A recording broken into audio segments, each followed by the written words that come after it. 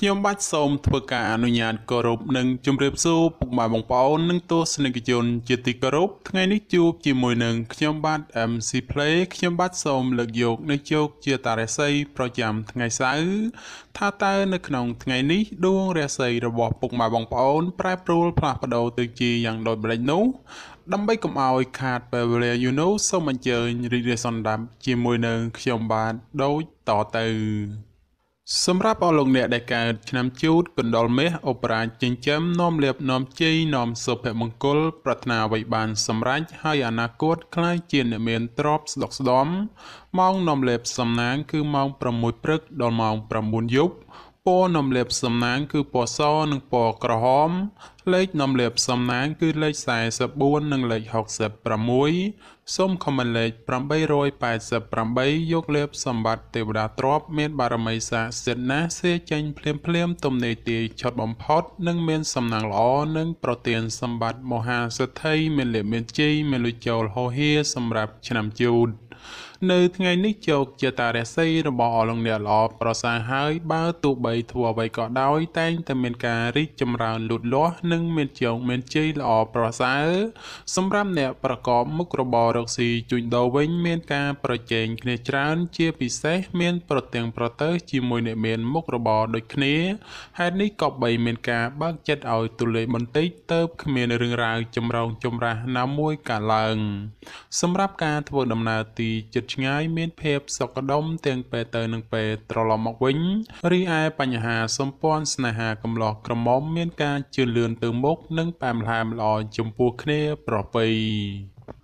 សម្រាប់អស់លោកអ្នកដែលកើតឆ្នាំឆ្លូវកូននាំលាភនាំជ័យនាំសុភមង្គលប្រាថ្នាអ្វីបានសម្រេចហើយអនាគតក្លាយជាអ្នកមានទ្រព្យសម្បត្តិស្ដុកស្ដំ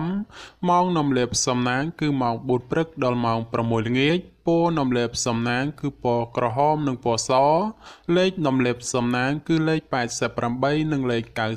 99សូមខមមិនលេខ999យកលាភសម្បត្តិទេវតាទ្រព្យមានបារមីស័ក្តិសិទ្ធិណាស់សេចេញភ្លាមទំនេរទាយឆុតបំផុតនិងមានសំណាងល្អមានលាភមានជ័យមានលុយចូលហូរហៀចំពោះឆ្នាំឆ្លូវនៅថ្ងៃនេះបើទោះបីធ្វើអ្វីក៏ដោយប្រយ័ត្នប្រយែងការទទួលខូចខាតអ្វីមួយរកនឹកស្មានមិនដល់ក្រៅពីនេះបើមានការទំនាក់ទំនងការងារឬធ្វើអ្វីមួយងាយមានការភ្លៀងផ្្លាត់ណាស់ក៏បីមានការប្រុងប្រយ័ត្នប្រយែងទៅជៀសផុតពីផលលំបាកទាំងពួងទៅរួចសម្រាប់ការធ្វើដំណើរទីជិតឆ្ងាយចូលប្រយ័ត្នប្រយែងក្រុមមនុស្សបៀតបៀនយាយីដោយប្រការណាមួយរីឯបញ្ហាសេចក្តីស្នេហាប្រុសស្រីមានដំណើរការថយក្រោយចូលមានការប្រយ័ត្នប្រយែងចំនួនវិវាទឈានដល់ការបែកបាក់សម្រាប់អស់លោកអ្នកដែលកើតឆ្នាំខាលខ្លាសេដ្ឋីចិញ្ចឹមមានប្រាជ្ញាឆ្លាតវៃមានគំនិតភ្លឺថ្លាហើយអនាគតក្លាយជាអ្នកមានអំណាចនិងទ្រព្យស្ដុកស្ដំម៉ោងនាំលាភសំណាងគឺម៉ោង5ព្រឹកដល់ម៉ោង8យប់ពណ៌នាំលាភសំណាងគឺពណ៌សនិងពណ៌លឿងលេខនាំលាភសំណាងគឺលេខ68និងលេខ99សូមខមមិនលេខ555យកលាភសម្បត្តិទេវតាទ្រព្យមានបារមីស័ក្តិសិទ្ធិណាស់សេចេញភ្លាមទំនេរទាយឆុតបំផុតនិងមានសំណាងល្អនិងប្រទានសម្បត្តិមហាសេដ្ឋីមានលាភមានជ័យមានលុយចូលហូរហៀចំពោះឆ្នាំខាលនៅថ្ងៃនេះការប្រកបការងារមានការជឿនលឿនច្រើនផ្នែកក្នុងនេះមិនថាជារឿងប្រកាសឬក៏រឿងផ្ទាល់ខ្លួននោះឡើយ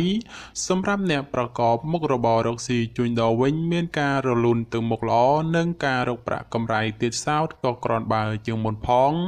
សម្រាប់ការធ្វើដំណើរទីជិតឆ្ងាយជួបភាពសុខដុមទាំងពេលទៅនិងពេលត្រឡប់មកវិញរីឯបញ្ហាសម្ព័ន្ធស្នេហាកំឡោះក្រមុំឬមេម៉ាយពោះម៉ាយក្តីជួបរឿងការយល់ខុសនិងភាពប្រចែកប្រច័ណ្ឌកំពុងលុកលុយច្រើនដូចនេះត្រូវកាត់បន្ថយការបង្កើតចំនួនវិវាទចេញពីខ្លួនខ្លះទៅប្រសើរសម្រាប់អស់លោកអ្នកដែលកើតឆ្នាំថោះទុនសាយមាសមានបារមីដាច់ជះមានអំណាចមានមនុស្សជាច្រើនជួយជ្រោមជ្រែងការងារតូចធំដើម្បីឲ្យអនាគតក្លាយជាអ្នកមានអំណាចនិងទ្រព្យសម្បត្តិមហាសាលម៉ោងនាំលាភសំណាងគឺម៉ោង6ព្រឹកដល់ម៉ោង8យប់ ពណ៌នំលាបសំណាងគឺពណ៌ក្រហមនិងពណ៌ផ្កាឈូកលេខនំលាបសំណាងគឺលេខ72និងលេខ87សូមខមមិនលេខ168យកលេបសម្បត្តិមហាសិទ្ធិមានបារមីស័ក្តិសិទ្ធិណាស់សេចេញភ្លាមទំនេរទេឆត់បំផុតនិងមានសំណាងល្អនិងប្រទានសម្បត្តិមហាសិទ្ធិមានលេបបញ្ជីមានលុយចូលហោហេចំពោះឆ្នាំថោះនៅថ្ងៃនេះបើលោកអ្នកមានការចាត់ចែងកិច្ចការងារចាស់ឬក៏កិច្ចការងារដែលនៅសេសសល់ពីមុនមកតែងតែផ្ដល់ផលល្អនៅពេលក្រោយវិញជានិច្ចចំពោះអ្នកប្រកបមុខរបររកស៊ីជួញដូរវិញមានការចម្រើនលូតលាស់ទៅមុខដូច្នោះជាឱកាសល្អក្នុងការផ្លាស់ប្ដូរមុខរបរឬបើកធ្វើចំនួនតូចធំបំផុតសម្រាប់ការធ្វើដំណើរទីជិតឆ្ងាយជួបសេចក្តីសុខក្សេមក្សាន្តដោយសពមួយដងរីឯបញ្ហាសម្ព័ន្ធស្នេហាប្រុសស្រីមានភាពយកចិត្តទុកដាក់និងផ្អែមល្ហែមល្អចំពោះគ្នាប្រពៃសម្រាប់អស់លោកអ្នកដែលកើតឆ្នាំរោងពោះអ្នកក្រេតមន្ត្រីចិញ្ចឹមធ្វើកិច្ចការងារអ្វីមួយអ្នកតែងតែមានគំនិតជ្រះថ្លាប្រាថ្នាអ្វីបានសម្រេចហើយការងារតូចធំតែងតែមានអ្នកគ្រប់គ្រងទំនុកបំរុងសពគ្រប់បែបយ៉ាងម៉ោងនាំលេបសំណាងគឺម៉ោង5ព្រឹកដល់ម៉ោង8យប់ពណ៌នំលាបសំណាងគឺពណ៌ប្រផេះនិងពណ៌ក្រហមលេខនំលាបសំណាងគឺលេខ58និងលេខ67សូមខមមិនលេខ168យកលេបសម្បត្តិអុកញ៉ាមានបារមីស័ក្តិសិទ្ធិណាស់សេចេញភ្លាមទំនេរទេឆត់បំផុតនិងមានសំណាងល្អនិងប្រទានសម្បត្តិមហាសិទ្ធិមានលេបមានជីមានលុយចូលហោហេចំពោះឆ្នាំរោងនៅថ្ងៃនេះបើទោះបីធ្វើអ្វីក៏ដោយតែងតែមានការជឿនលឿនគួរសមម្លោះហើយរកកិច្ចការងារបើលោកអ្នកសម្រុកធ្វើតែងតែបានជោគជ័យត្រឡប់មកវិញសម្រាប់អ្នកប្រកបមុខរបររកស៊ីជួញដូរវិញឃើញថាទាំងការជួញទីជិតឆ្ងាយមានភាពលំនឹងល្អពោលគឺមិនមានអ្វីប្រែប្រួលដូចជាទីគាត់សំកនោះទេសម្រាប់ការធ្វើដំណើរទីជិតឆ្ងាយមានភាពប្រទាំងប្រទើសនិងបញ្ហារត់ចូលច្រើនក៏បីមានការប្រុងប្រយ័ត្នប្រយែងរីឯបញ្ហាសម្ព័ន្ធស្នេហាកំឡោះក្រមុំព្រោះតែពេលនេះមានរឿងរ៉ាវចូលមកកកផ្លូវចិត្តធ្វើឲ្យកើតមានការប្រទាំងប្រទើសគ្នាច្រើនសម្រាប់អស់លោកអ្នកដែលកើតឆ្នាំម្សាញ់ពោះទេវតាចិញ្ចឹមមានលៀបមានជ័យមានមនុស្សជាច្រើននាំគ្នាស្រឡាញ់រាប់អានសាទរម៉ោងនាំលៀបសំណាងគឺម៉ោង6ព្រឹកដល់ម៉ោង7យប់ពណ៌នាំលៀបសំណាងគឺពណ៌ខ្មៅនិងពណ៌សលេខនាំលេបសំណាងគឺលេខ56និងលេខ85សូមខមមិនលេខ999យកលេបសម្បត្តិមហាទ្រព្យលុយរយលានមានបារមីស័ក្តិសិទ្ធិណាស់សេចេញភ្លាមទំនេរទេឆត់បំផុតនិងមានសំណាងល្អនិងប្រទានសម្បត្តិមហាសិទ្ធិមានលេបមានជ័យមានលុយចូលហោហេចំពោះឆ្នាំម្សាញ់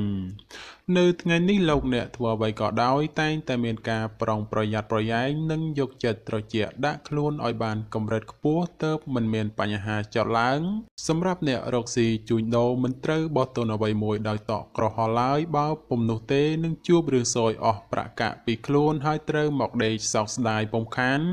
សម្រាប់ការធ្វើដំណើរទៅទិសឦសានឲ្យប្រយ័ត្នប្រយែងបញ្ហាក្រក់ចូលយាយីបន្តិចរីឯសម្ព័ន្ធស្នេហាកំឡោះក្រមុំមានដំណើរការប្រែប្រួលផ្លាស់ប្ដូរពីព្រោះងាយទាំងផ្អែមល្ហែមហើយក៏ងាយនឹងទាស់ទែងគ្នាដែរ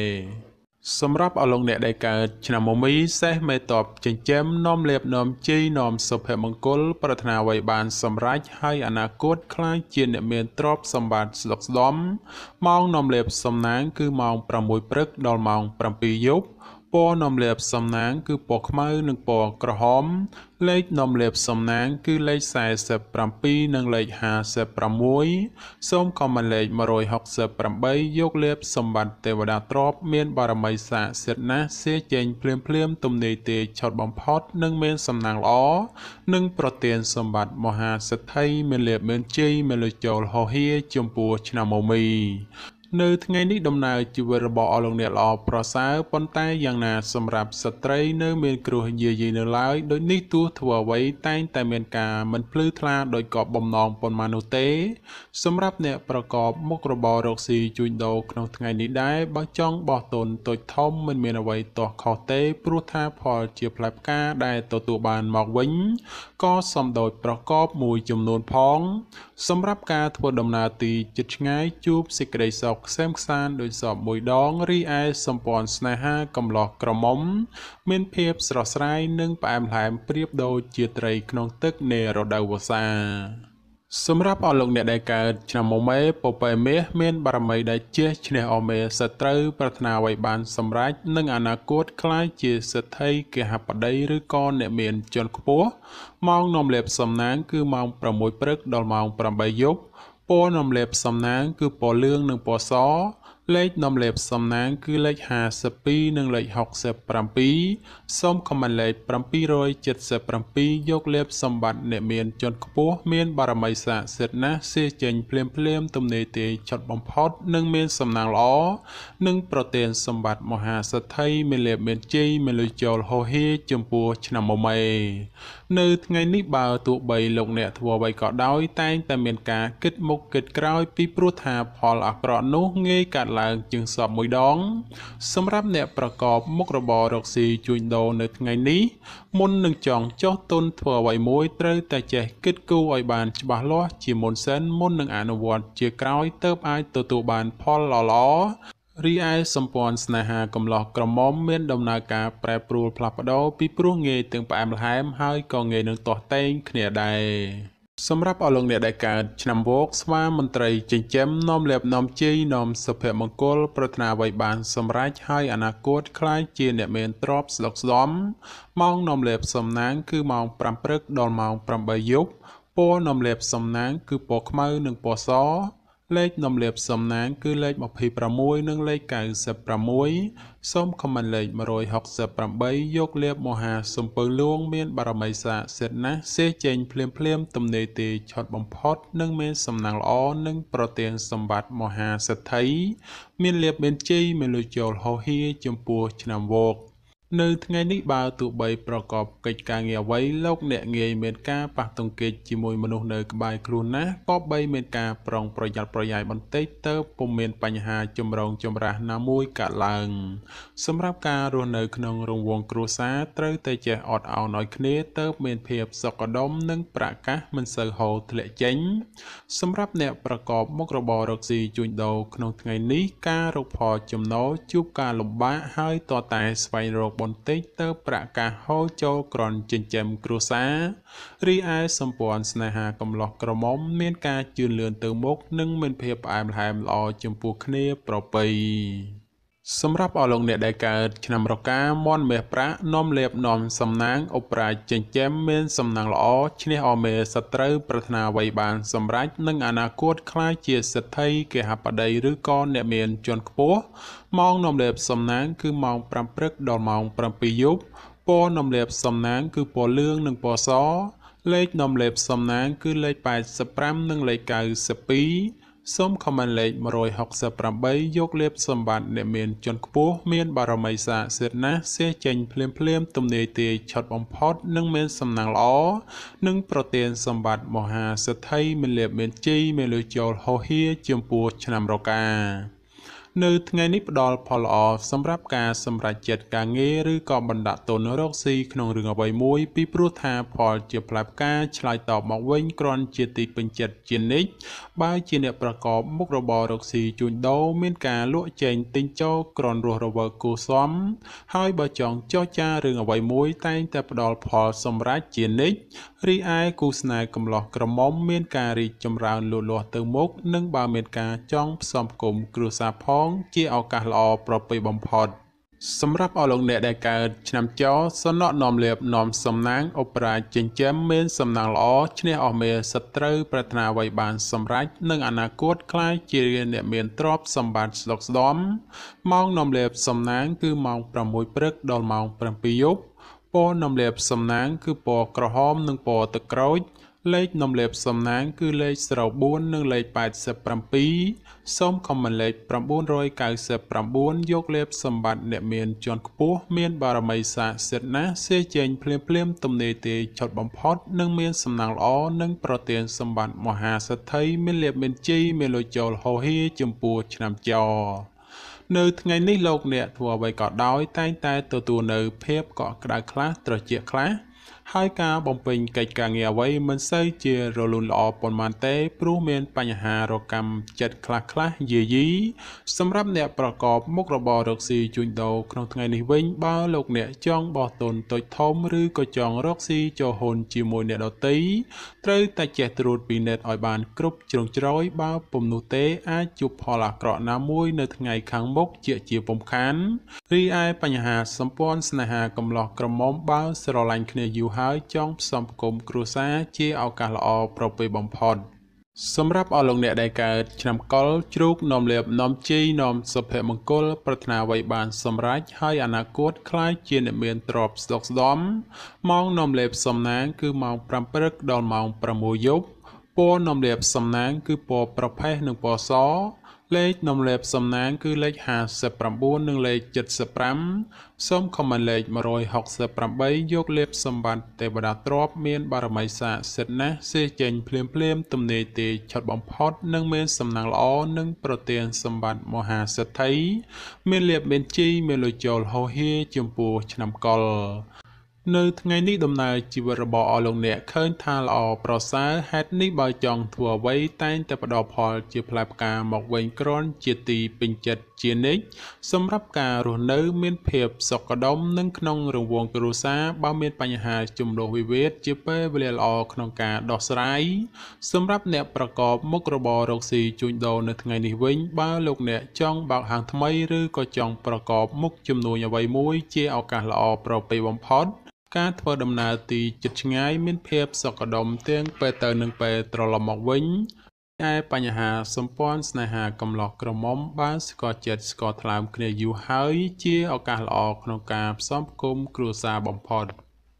បាទចំពោះជោគជាតារាសីប្រចាំឆ្នាំទាំង12ខ្ញុំបាទក៏សូមបញ្ចប់ត្រឹមតែប៉ុណ្ណេះជាចុងក្រោយប្រសិនបើមានពាក្យលើសលួសខ្វះខាតត្រង់ប្រការណាមួយសូមពុកម៉ែបងប្អូនជួយអធិស្ឋានដល់រូបខ្ញុំបាទផង